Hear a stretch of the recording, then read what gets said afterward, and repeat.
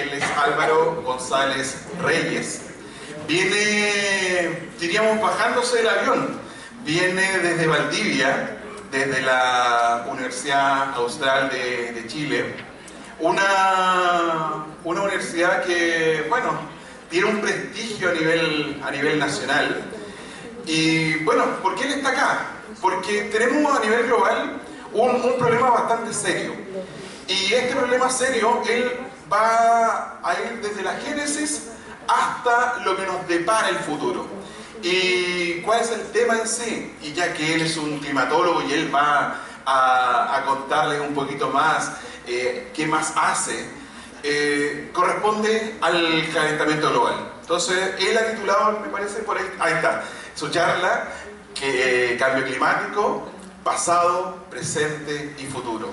Así que dejo en este momento, y recíbanlo con un fuerte aplauso, al doctor Álvaro González Reyes. Una vez que, bueno, haya finalizado, o bien como él lo estime necesario, vamos a tener micrófonos abiertos para que ustedes puedan hacer preguntas relacionadas con el tema. No hay preguntas tontas, ya recuerden eso siempre. En ciencias no existen las preguntas tontas, ¿ya? Así que quien diga, oh, esa pregunta es tonta, eso sáquenlo ustedes de su disco duro. Muchas gracias. Dale, gracias Álvaro por la presentación y bueno, gracias también al colegio por la invitación y bueno, a todos ustedes por estar ahora aquí esta mañana escuchando. Y bueno, como bien decía Álvaro, yo soy de la Universidad Austral. Soy docente en el Instituto de Ciencias de la Tierra, ahí trabajamos con colegas geólogos, geógrafos, etcétera. Trabajamos en múltiples aspectos. Yo trabajo en la parte de hidrología y cambio climático y también participo en otros laboratorios de la universidad. Hay centros de excelencia de investigación a nivel internacional, que es el Centro de Ecosistemas de Altas Latitudes, que trabajamos en la Antártida y en la Patagonia, ¿ya? También relacionado, por supuesto, en la parte del cambio climático, ¿ya? Lo que hoy día yo quería comentarle, ya creo que muchos de nosotros sabemos, escuchamos en la tele, hay un episodio de mucha precipitación, inundaciones, aquí mismo en Rancagua llueve un poco y queda la escoba, ¿no? A diferencia, por ejemplo, de Valdivia, que llueve mucho más que Rancagua, llueve 6 veces más y no queda tanto la escoba como acá, ¿ya? No hay estas inundaciones y todo. Entonces, sin duda nosotros ya tenemos como instaurado todo lo que es el cambio climático, lo escuchamos, calentamiento global, pero ¿a qué nos referimos, no, con esto? Calentamiento global y con cambio climático. Hay dos aspectos que siempre es necesario distinguir, ¿ya? Y cuando hablamos del calentamiento global nos referimos especialmente al incremento que tiene la temperatura a escala global, ¿ya? En todos lados, en múltiples lugares del mundo, la temperatura se está incrementando. No obstante, cuando hablamos del cambio climático, estamos hablando de un cambio en el régimen de los patrones que modifican el clima. Por ejemplo, me imagino que muchos de ustedes han oído hablar del fenómeno del Niño, ¿no? Que este año empezaron a hablar de nuevo, viene un episodio fuerte, ¿no? de este forzante del clima, ¿ya? Entonces, ese forzante está también cambiando y está relacionado con el calentamiento, con el cambio climático, ¿ya? Entonces, eso es súper importante que lo tengamos en cuenta y tenemos algunos conceptos que son importantes de entender. Cuando nos referimos al tiempo, es como cuando nosotros vemos en las noticias, ¿no? Después de las noticias, cuando dan el informe meteorológico, ¿ya? Creo que probablemente para algunos ya es la hora de ir a descansar porque mañana hay clases, etc. ¿Ya? Y aquí nos estamos refiriendo a lo que está aconteciendo en escala de horas, en escala de días, ¿ya? Mientras que cuando hablamos del clima, hablamos de una condición promedio, ¿ya? Mucho más larga, por ejemplo 30 años, ¿ya? Eso es lo que también nos determina, por ejemplo, que en Rancagua podamos tener aquí cítrico, mucha agricultura, ¿no? Tener cierta cantidad de cobertura de nieve en invierno, que se derrite en verano, etc. Típico de un clima que es del tipo mediterráneo, ¿ya? Ahora, ¿cómo, en mi caso, cómo podemos estudiar el cambio climático? ¿Ya? ¿Alguien sabe qué lugar podría ser este en Chile? En Chile, no es en otro país. ¿Ya? ¿En qué parte? Araucanía, exactamente, ¿no? Aquí tenemos Araucaria, ¿ya? Y la Araucaria es una especie que solamente está distribuida en la región de la Araucanía y en el límite con la región del Biobío, ya en la octava región, es decir, en la octava y la novena, ¿ya? Claro, estos son bosques de araucaria, ¿ya? Acá, al otro lado hacia acá, donde están ustedes, por ejemplo, estaría Argentina, ¿ya? Y allá, acá está la costa en Chile, ¿ya? Entonces, ¿cómo podemos nosotros estudiar el cambio climático? ¿Ya? Y aquí hay varios aspectos que yo quiero presentarles, por eso se titulaba Pasado, Presente, Futuro, ¿ya? ¿Por qué? Porque nosotros podemos estudiar el pasado del clima, cómo fue, ¿no? De lo que tenemos ahora. Estamos comparando lo que tenemos ahora, pero tenemos que estudiar lo que pasó antes, ¿ya? Y antes no estábamos nosotros. Más o menos, ¿cuánto vive una persona? ¿Cuántos años? ¿Promedio? 70, ¿y quién decía 70, 90? ¿Ya? Pongámosle 80 entonces, ¿no? Promedio, ¿ya? Entonces tenemos más o menos que nosotros vivimos 80 años, ¿ya? Pero, ¿creen que el clima ha cambiado de la misma forma en 80 años?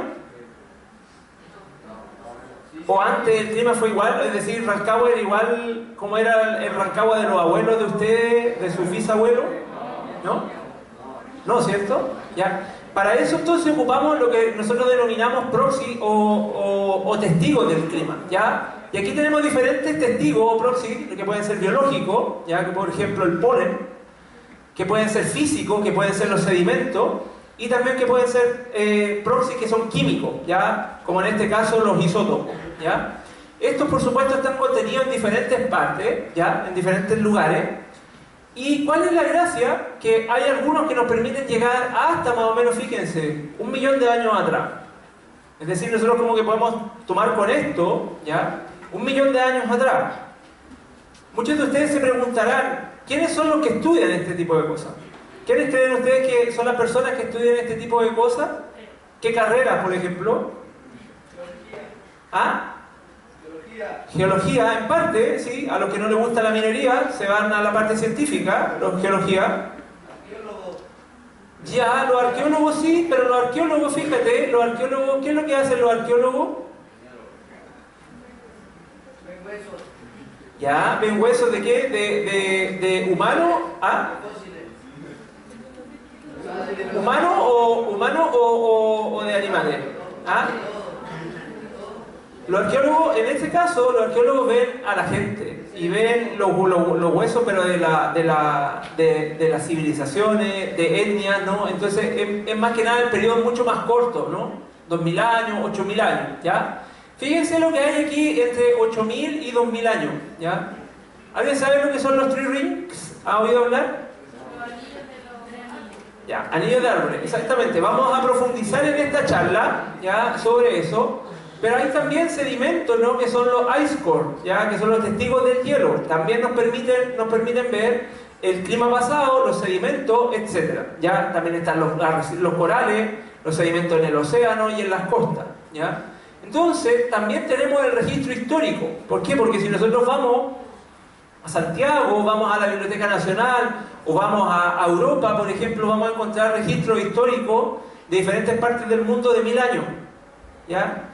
La historia, por ejemplo, de los navegantes, cuando llegaron acá a Darwin, por ejemplo, si uno va a la biblioteca en Londres, puede ver, o en el mismo Museo de Historia Natural, allá puede ver libros que muestran la historia de diferentes lugares, donde cómo era el clima, cómo fue un día especial.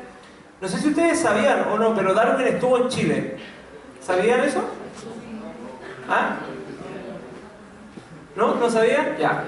Justo cuando pasó Darwin le pasaron muchas cosas, entre ellos Darwin, que pasó por el sur de Chile, justo lo agarró un terremoto en el sur, ¿ya? Tuvo mucha suerte porque tuvo muchos episodios que en este caso fueron súper interesantes, ¿ya? Entonces, en ese sentido, como les digo, aquí están los registros históricos. La gracia es que los registros históricos se pueden traslapar con la información de la naturaleza, ¿ya? Entonces, tenemos la historia que cuentan las personas, y también la historia que cuenta la naturaleza, ¿ya? Cuando hablamos de los testigos de hielo, ya nos referimos a esto, es como una especie de sacar con un taladro gigante, sacamos una sección de un glaciar, por ejemplo, como está aquí, ya en esta parte, o una calota de hielo que se hace en la Antártica, ¿ya? ¿Y qué nos permite a nosotros ver eso? ¿cómo creen ustedes que nosotros podemos estudiar el clima? O lo que pasó con el clima pasado desde los testigos de hielo. ¿Han hecho alguna vez el experimento de ver, de observar un cubo de hielo del refrigerador? ¿Qué tiene adentro? Agua. ¿Y qué tiene? Bacterias, puede tener bacterias, por supuesto. ¿Ya? ¿Qué tiene aparte de agua y bacterias? ¿Qué más puede ser? Aire, exactamente. Pues esa burbuja, ¿no? ¿Y esa burbuja qué es lo que tiene? ¿Ya? ¿Y qué cosas hay ahí en el aire? Oxígeno, ¿no? Por ejemplo, ¿ya? Entonces, la gracia de eso es que con los testigos de hielo nosotros podemos estudiar cómo fueron las condiciones de la atmósfera en el pasado. Y podemos saber si acaso había más dióxido de carbono o no. ¿Por qué nos interesa el dióxido de carbono en el estudio del cambio climático? Produce calor, ¿cierto? ¿Ya? Ya es tóxico. Pero las plantas también producen, ¿no? Dióxido de carbono, ¿cierto? Entonces el carbono, claro, el dióxido de carbono nos está generando problemas. ¿Por qué? Porque estamos acumulando mucho y se está generando el cambio climático, pero hay un efecto que es asociado a eso, ¿se acuerdan ustedes? El efecto invernadero.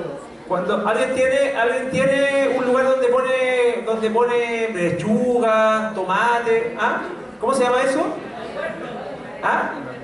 Un huerto, pero también puede ser un invernadero. Entonces, claro, el problema es que se está generando un problema de los gases de efecto invernadero, ¿ya? Se está produciendo mucho calor en la Tierra, ¿ya? Y ese calor no está saliendo, ¿ya?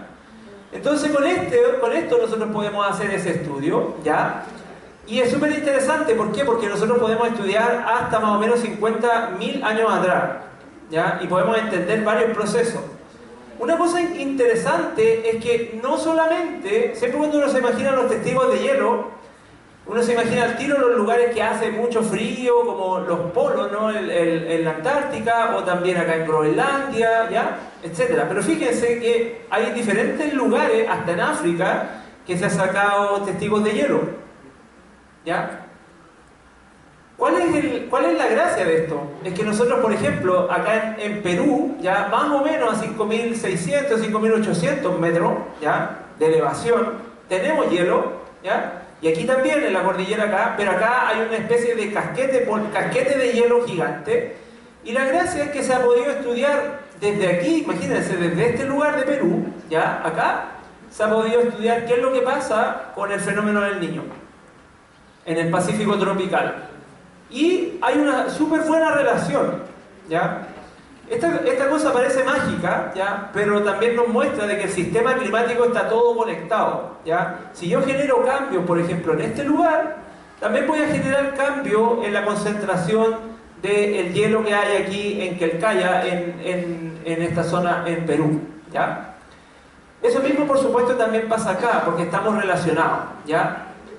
Hay otra cosa que quería mostrarles en este como viaje hacia el pasado de cómo estudiamos el clima, y son los sedimentos lacustres, ¿ya? Fíjense, ¿qué es lo que podría haber existido en el pasado aquí?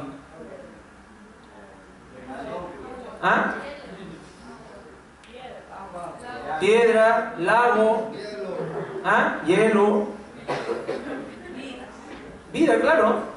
Claro, de hecho aquí era como una especie de laguna, pequeñita, ¿ya? Entonces aquí se generaron sedimentos, que en este caso si yo voy aquí con un testigo, puedo sacarlo, ¿ya?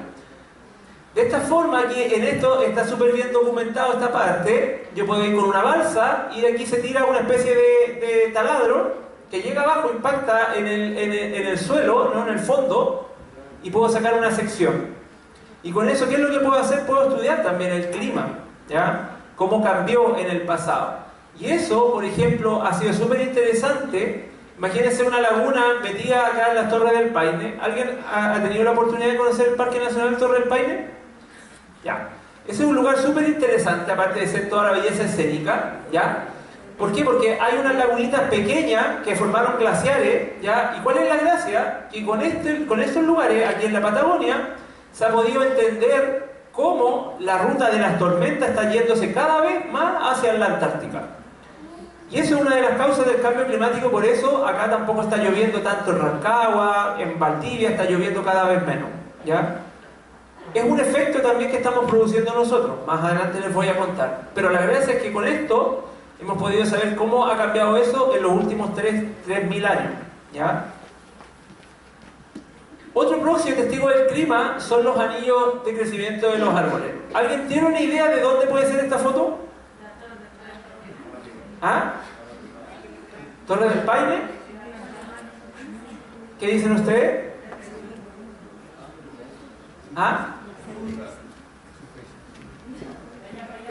¿De dónde?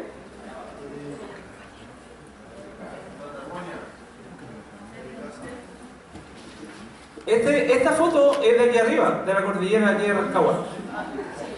¿Ya? Y este árbol, ¿alguien sabe cómo se llama? Es un árbol nativo de Chile. ¿Ah? Miren, se los voy a mostrar. Traje una muestra del laboratorio para que la puedan hacer circular. La pueden hacer circular por allá. Para que la vean.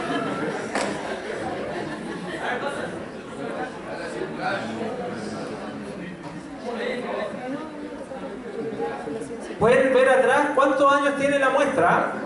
¿Ya?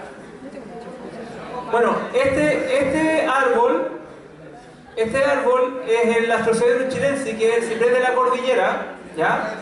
¿Y cuál es la gracia que tiene el ciprés de la cordillera? Es que es un árbol que puede llegar a vivir más de 1000 años, ¿ya?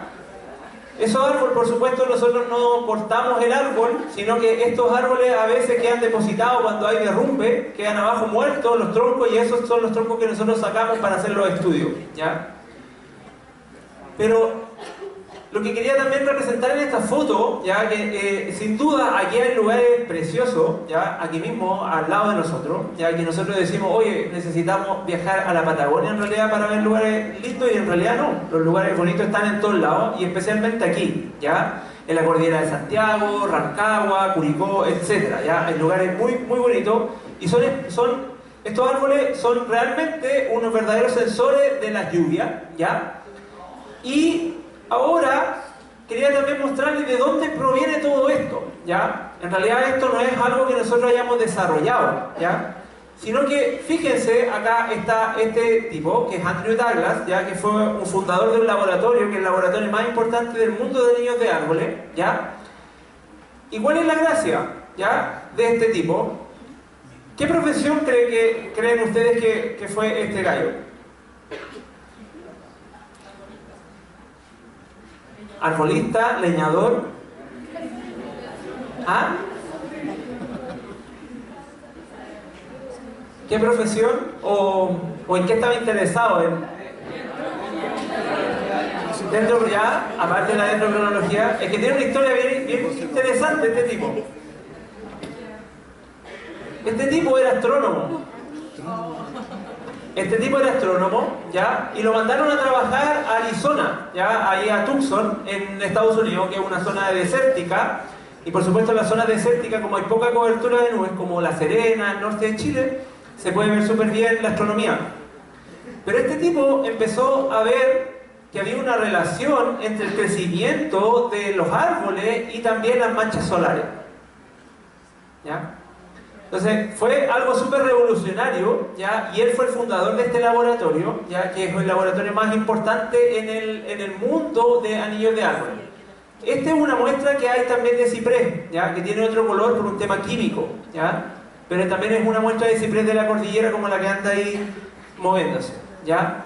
Sin embargo, siempre cuando nosotros empezamos y vemos, oye, esto es un avance científico tremendo, ¿ya? Nos encontramos con Leonardo da Vinci, ¿ya? ¿Por qué? Porque Leonardo da Vinci fue un tipo que hacía múltiples cosas en el día, ¿ya? Pintaba, hacía escultura, estudiaba, todo, ¿no? Y él ya se había dado cuenta de que había una diferencia en el grosor de los anillos, ¿ya? En el grosor de los anillos cuando había sequía en Italia, ¿ya? Italia, en la zona donde estaba Leonardo da Vinci, Milán, era muy similar el clima acá, ¿ya? Y por eso él se dio cuenta también eso, que la sequía, o el tener menos agua, en este caso hacía de que los anillos crecieran menos, ¿ya? ¿Qué es lo que nosotros hacemos? ¿Ya? Nosotros hacemos como una especie de puzzle. Vamos hacia el pasado y encontramos muestras que son más antiguas y las vamos juntando con muestras más nuevas, ¿ya? Y eso nos permite tener una historia gigante de qué es lo que ha pasado con el clima, información que proviene de diferentes partes. Por ejemplo, aquí puede estar depositado en un lecho de un río, puede haber sido hecho como un poste, ¿ya? Un árbol que en este caso se haya caído o esté muerto, etc., ¿ya?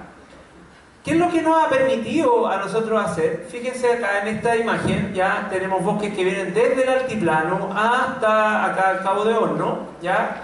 Y esto nos ha permitido hacer mapas en este caso de poder reproducir cómo han sido las sequías, ¿ya?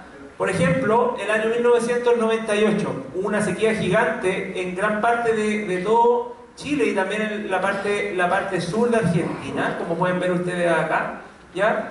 Y que está relacionado con el fenómeno del Niño. Y la gracia es que nosotros podemos tener estos mapas de información que nos ayudan mucho para poder entender si acaso esto está cambiando, está siendo más frecuente, etc., ¿ya? Esto también nos ha ayudado para poder entender qué ha pasado con los caudales, por ejemplo, en el río Petorca. ¿Alguien conoce el río Petorca o ha oído hablar del río Petorca? ¿A todos les gustan las paltas acá? ¿A quién no le gustan las paltas? Ya. Muy poco a los que no les gustan las paltas. Bueno, el río Petorca hay un problema serio con el manejo del agua, ¿ya? Y gracias a los anillos de árboles, por ejemplo, del ciprés de la cordillera, que anda ahí, se ha podido estimar cómo fue su caudal desde el año 1300, ¿ya? Hacia el presente, ¿ya? Este es un caudal muy pequeñito en comparación a los grandes ríos que hay en el sur de Chile, pero fíjense que la sequía, esto que me indica que va hacia abajo es menos caudal, hacia arriba es más caudal. Fíjense que esto es como un resbalín que viene desde acá cayendo, es decir, la sequía que estamos viviendo ahora, en realidad viene partiendo del año 1850, ¿ya? Así que esos son antecedentes súper importantes para tomar decisiones, en este caso en los ámbitos más políticos, ¿ya? Ahora yo tengo una pregunta, ¿ya? Para ustedes. ¿Qué tienen que ver los vikingos, Cristóbal Colón y los anillos de los árboles? Porque nos estamos acercando a la fecha que celebramos acá, ¿qué celebramos el 12 de octubre? ¿O celebrábamos ahora también el 18 de septiembre? ¿Alguno está diciendo? Ya, el encuentro de dos mundos, ¿ya? Ok. Entonces, ¿qué creen ustedes que tendrían que ver los vikingos aquí? ¿Cómo conecto yo los vikingos con Cristóbal Colón? ¿Ah? Talaban árbol, claro, los vikingos trabajaban en los bosques, ¿no? ¿De dónde vienen los vikingos? ¿Alguien sabe? ¿Ah? Ya, Noruega. ¿Del norte de qué parte? El norte de Europa, exactamente, ¿ya? Y bueno, ¿qué otra característica tenían los vikingos? Aparte de ser rubio.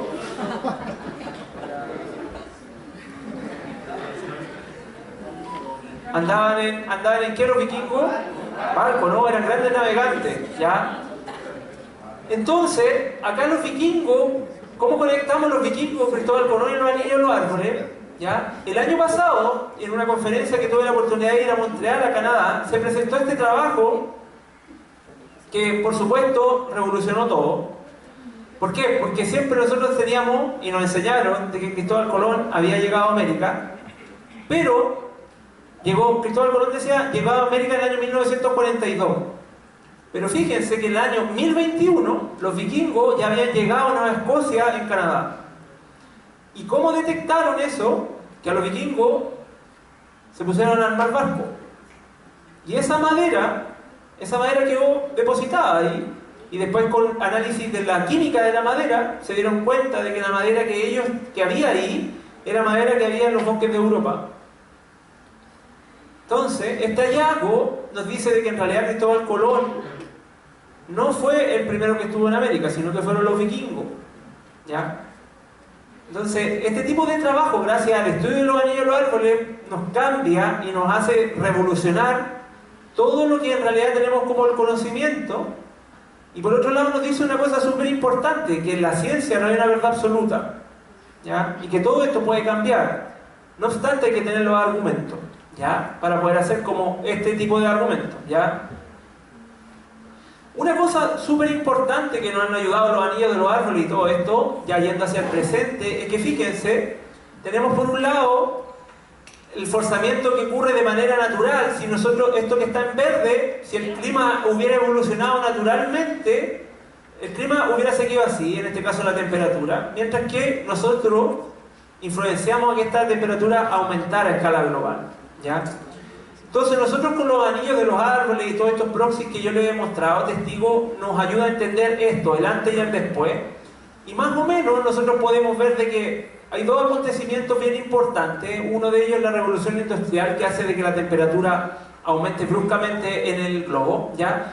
Y desde acá también hay un cambio, ¿ya? Desde aquí también se observa un cambio mayormente en el hemisferio norte que en el hemisferio sur, ¿ya?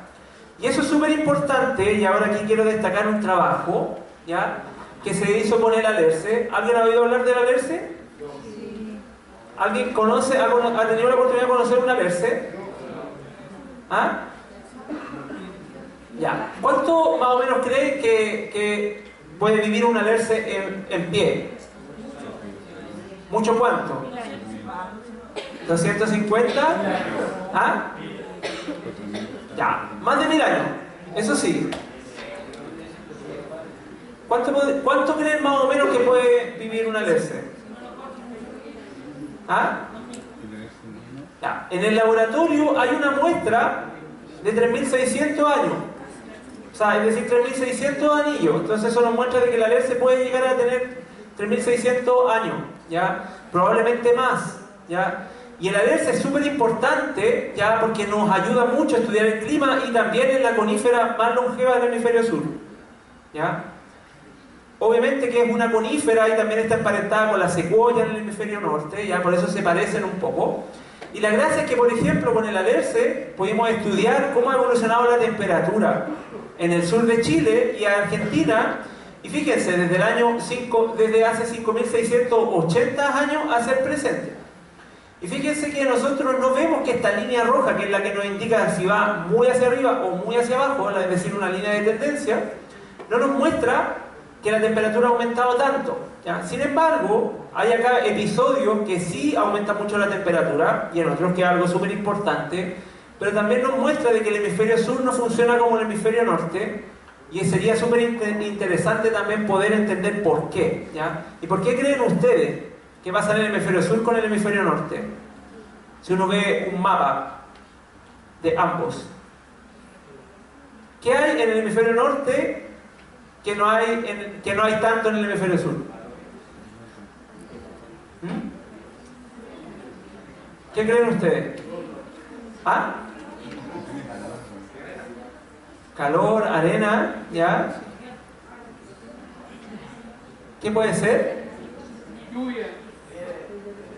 Nieve, ¿ya? Claro, hay mucho más nieve allá en el hemisferio norte, ¿pero por qué? ¿Ah? ¿Cuáles son los países más grandes del mundo? Rusia, China, ¿ya? Claro, y eso significa de que hay más continentes. Y por eso allá es mucho más frío, ¿ya? Aquí nosotros estamos rodeados de agua. Está Chile, está Argentina, está el sur de África, Australia, Nueva Zelanda, ¿no? Entonces, estamos rodeados de agua y eso, el agua, ¿ya? Por un tema físico, hace de que las temperaturas no aumenten tanto, ni tampoco disminuyan tanto, ¿ya? Una cosa súper importante que también quería mostrarle, ¿ya? Y yo también me tomé ahí en general toda la información del cambio climático está en inglés y afortunadamente la mayor parte de ustedes entiende súper bien inglés, por eso también ocupé la mayor parte de las láminas en inglés, ¿ya? Y una de las cosas importantes que tenemos que saber es que el cambio climático está haciendo incrementar las temperaturas, ¿ya? Y que los eventos extremos están siendo cada vez más extremos, ¿ya? El 3 de febrero, ya del 2019, yo me acuerdo siempre de esta fecha porque es justo el cumpleaños de uno de mis hijos, ya, en Valdivia, fíjense que hicieron 38,5 grados, ya. En Pucón se llegó a 40 y tanto, ya. En muchas partes de Chile, todo lo que está en rojo son récords de temperatura, que no se había registrado antes, ya. En Santiago, imagínense 38 grados, ya. Estos son cosas medidas, pero eso también puede decir que también a lo mejor en algunos lugares se llega a temperaturas sobre 40 grados, ¿ya? ¿Qué pasa con 40 grados en términos biológicos? ¿Qué creen ustedes? ¿Qué pasa con nuestro cuerpo? ¿Le da calor? Claro. Ajá. Se deshidrata, exactamente, ¿ya? Cuando hay estos eventos y olas de calor, por ejemplo en Europa, ¿ya? Y ahora que también están siendo más frecuentes en Sudamérica, hay mucha gente que muere, ¿ya? Que muere por deshidratación, ataques cardíacos, etc., ¿ya? También yo quise aquí nombrar, en el caso del presente, de lo que estamos viviendo, ya acerca de la mega sequía, porque probablemente ustedes no son la generación de la mega sequía que ha tenido Chile, ¿ya?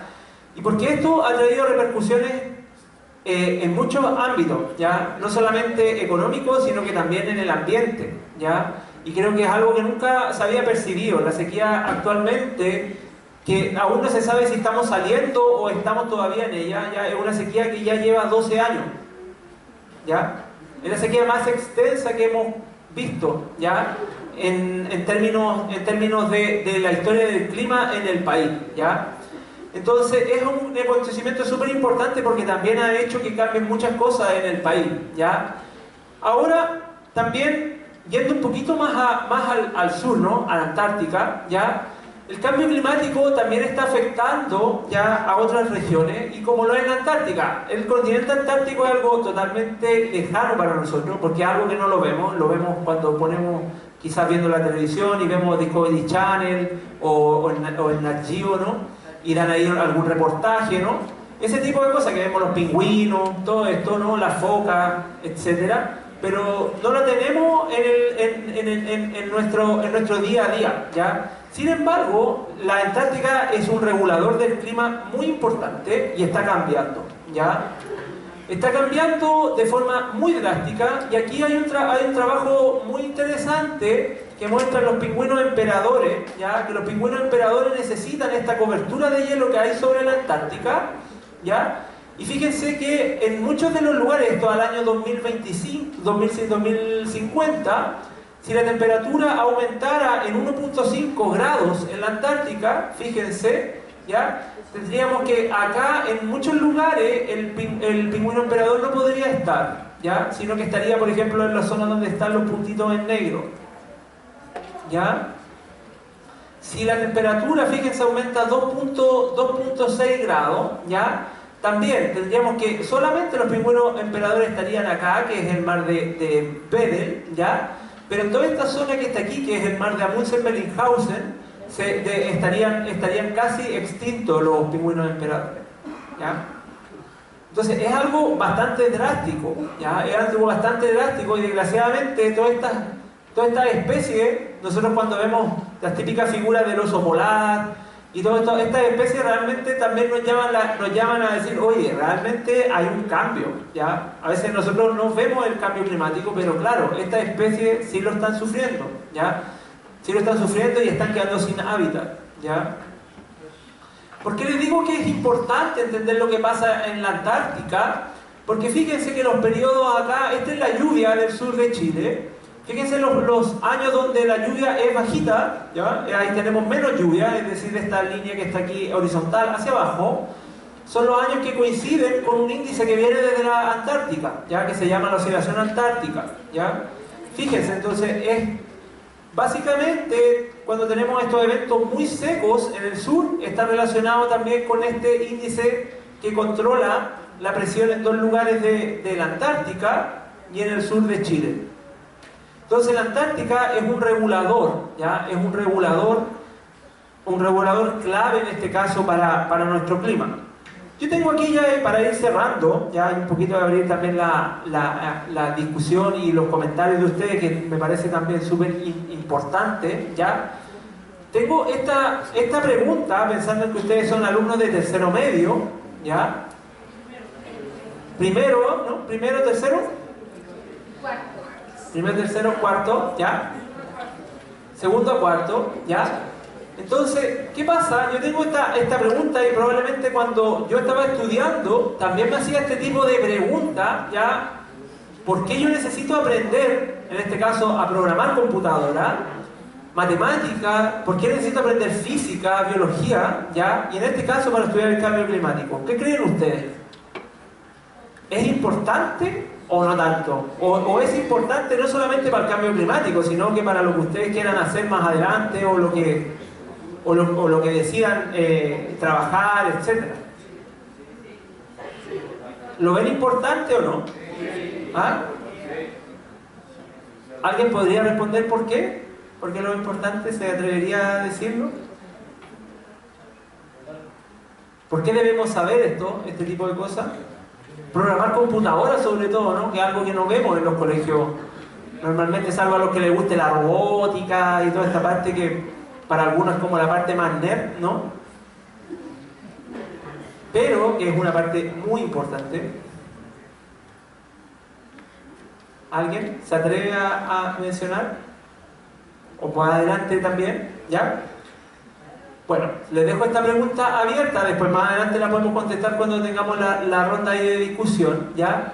Y esto es súper importante en realidad para estudiar el cambio climático, y esta es una foto, a mí me gusta mucho, y es un lugar de Barcelona, ¿ya? Que está el supercomputador y está metido dentro de una capilla, ¿ya? No había espacio en Barcelona para meterlo en otro lugar, y lo metieron en una capilla, ¿ya? Se llama Mare Nostrum, ¿ya?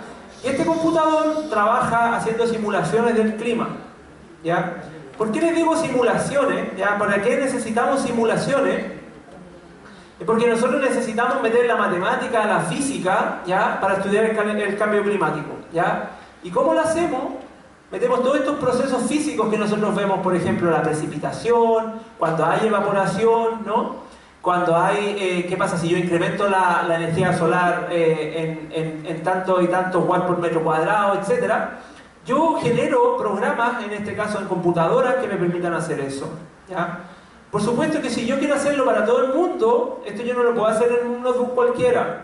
Lo tengo que hacer en una máquina gigante, que es como poner a trabajar 200.000 notebooks para un solo proceso, ¿ya? Entonces es algo súper interesante y por supuesto desafiante, ¿ya? Y que me imagino que la gente que está que conoce un poquito más de la parte de astronomía o astrofísica o ha leído un poco más, está también relacionada con este mundo donde en realidad se necesita mucho avance tecnológico para hacer las simulaciones, ¿ya? ¿Por qué les digo yo que es importante las simulaciones? Es porque las simulaciones del clima futuro es la que nos están dando las directrices de cómo tenemos que comportarnos, ¿ya? Si necesitamos ocupar los 7 días de la semana el auto, o a lo mejor podemos ocupar 5, podemos eliminar algunas costumbres que en este caso generan más impacto con el calentamiento global, etcétera, ¿ya? Entonces, eso nos está dando como las directrices, pero para poder hacer esto, ¿ya? Se hace a través de modelos, y ahora estos modelos también juntan lo que se llama la economía, ¿ya? Y la economía en este caso es cómo nosotros compramos cosas, cómo nosotros de dónde ocupamos, de dónde producimos cosas o cómo producimos, ¿ya? Entonces es algo muy interesante, que por supuesto es algo que es muy importante de tener en cuenta, ¿ya? Principalmente porque ustedes también van a estar dentro de lo que va a acontecer en los próximos 50, 60 años dentro de lo que va a ser la evolución del clima, ¿ya? ¿Y esto por qué nos importa? Fíjense que esta es la precipitación en el sur de Chile ahora, y pongo el sur de Chile, ¿por qué? Porque siempre uno dice, oye, es que si quiero la lluvia me voy al sur de Chile, ¿ya? Si aquí está seco me voy para el sur. En el sur también están cambiando las cosas.